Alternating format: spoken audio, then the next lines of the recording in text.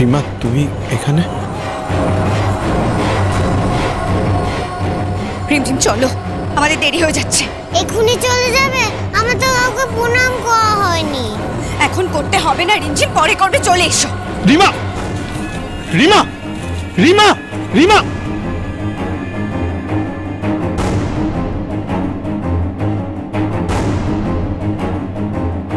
তুমি চেনো রিমাকে?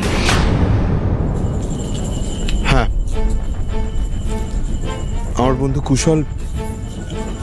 কুশলের মামাতো বোন। একটা পার্টিতে আলাপ হয়েছিল। মানে আমি জানতাম না যে রিমঝিম রিমার মেয়ে।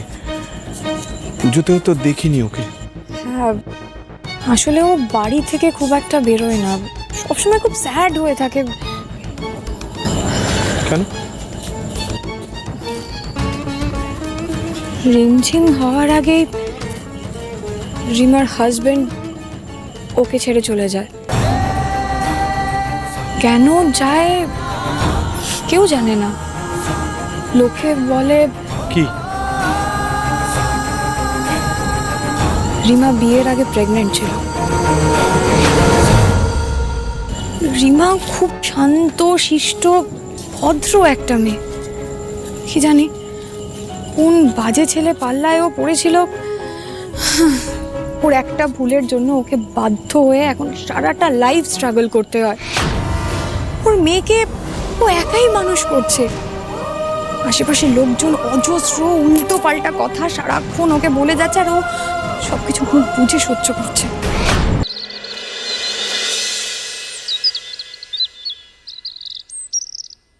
তাহলে অবশেষে খড়ির একটা ব্যবস্থা হবে। মিনতি দি, ওই তো চলো। ও মিনতি দি, শোনো না, বলছি আমি সব রান্না তো করে রেখেছি, তুমি একটু সময় মতন সবাইকে খেতে দিয়ে দিও, কেমন? ও আর ওই মিষ্টি সুজি করে রেখেছি গুগলুর জন্য, ওকে দিও। হ্যাঁ, ও খুব খেতে ভালোবাসে। হবে হবে, সব হবে। আমরা আছি তো, এইসব নিয়ে তুমি কেন চিন্তা করছো বলো দেখি? জানো, আজ কলেজে যাবে বলে বৌদিমণি সকাল সকাল ঘুম থেকে উঠে একা হাতে সব রান্না বান্না সেরে ফেলেছে। তাই? কি আনন্দের কথা, তাই না মিনতি? যাও টিফিনটা রেডি করো। আর শোনো, কাল থেকে এই সবার করতে হবে না, আমরা সামলে নেব। তুমি শুধু ভালো করে পড়াশোনা করবে। মানে ছবি আঁকতে। ছবি আঁকবে, কারণ আমি জানি যে আমার বৌমা কলেজের বেস্ট স্টুডেন্ট হবে, কিন্তু তার জন্য তোমাকে তো পরিশ্রম করতে হবে না, আমার কনফিডেন্স আমি বজায় রাখার জন্য আমি চেষ্টা করবো। আরে আমরা জানি আপনি পারবেন, কারণ আপনার মতো ডেডিকেশন খুব কম মানুষের দেখেছি করি। সো বেস্ট অফ লাক, একদম চিন্তা করবেন না, খুব ভালো করে এক্সাম দেবেন। Thank you.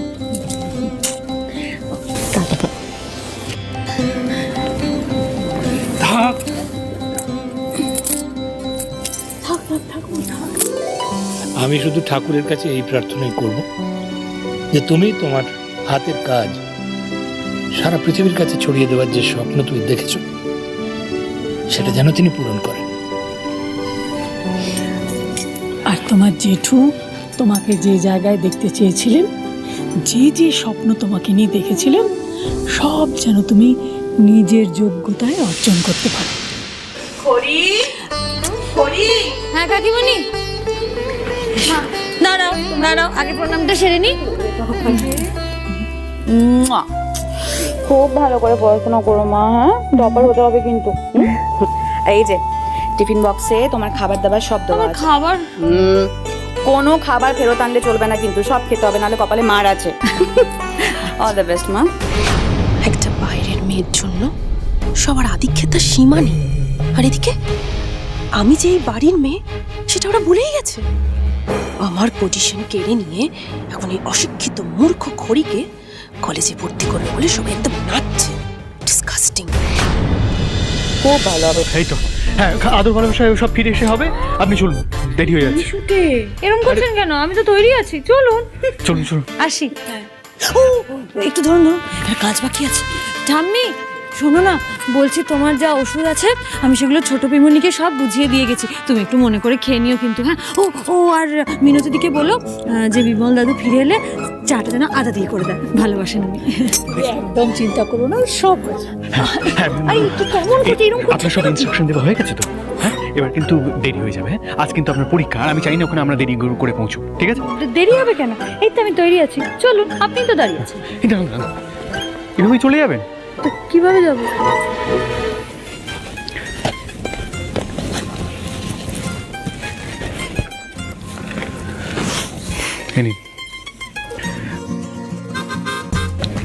আমি জানতাম আপনি সবার কথা ভেবে নিজের কথা না ভেবে এটা করবেন, তাই এই ব্যাগটা আপনার জন্য কিনে এনে এগুলো সব প্যাক করে দিয়েছি।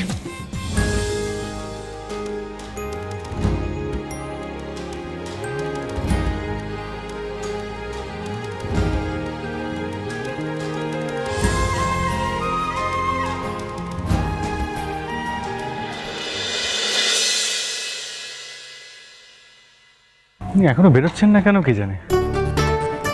এক্সাম কেমন হচ্ছে কি করে বুঝবো? আমার বড় টেনশন হচ্ছে।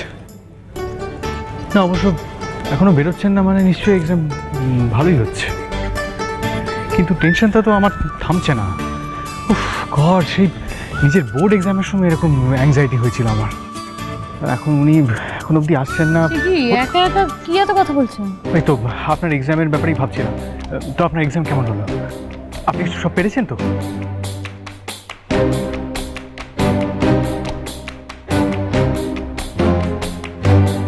কি হলো, কিছু উত্তর দিচ্ছেন না যে?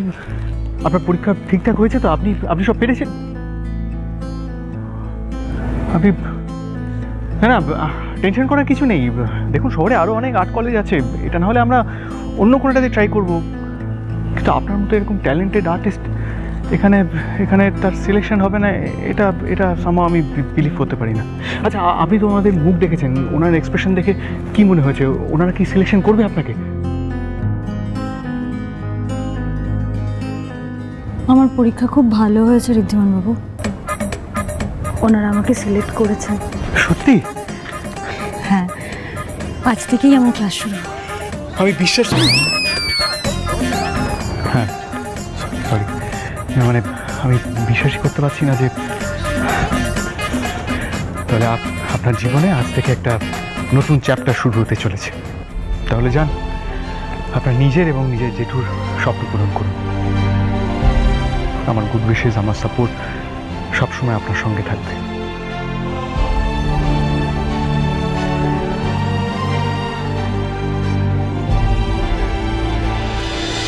All the best. Thank you Riddhiman বাবু, 1 মিনিট একটু দাঁড়ান, আমি এক্ষুনি আসছি।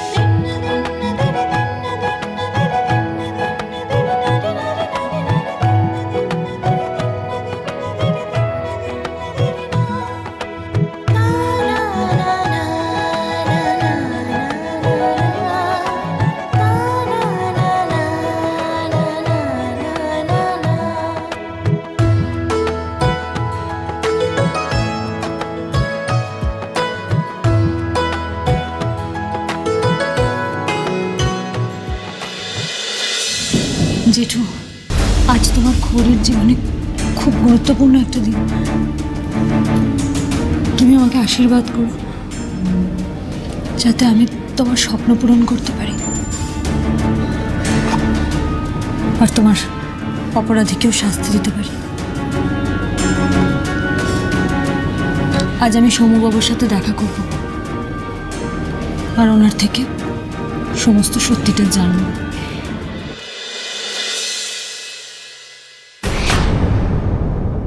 আপনি?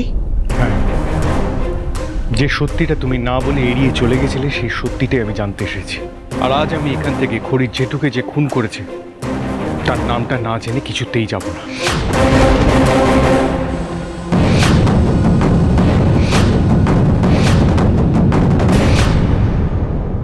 আমি একবার থানায় যাই, সৌম্যবাবুর সাথে আমাকে কথা বলতেই হবে। আজ থেকে বছর 5 আগে এন মুখার্জি রোডে একটা অ্যাক্সিডেন্ট হয়েছিল। সেই ঘটনার রাতে ঋদ্ধিমান সিংহ রায় ছিলেন স্টিয়ারিংয়ের পেছনে, আর তার গাড়ির নিচে এসে চাপা পড়ে একজন সাধারণ নিষ্পাপ মানুষ।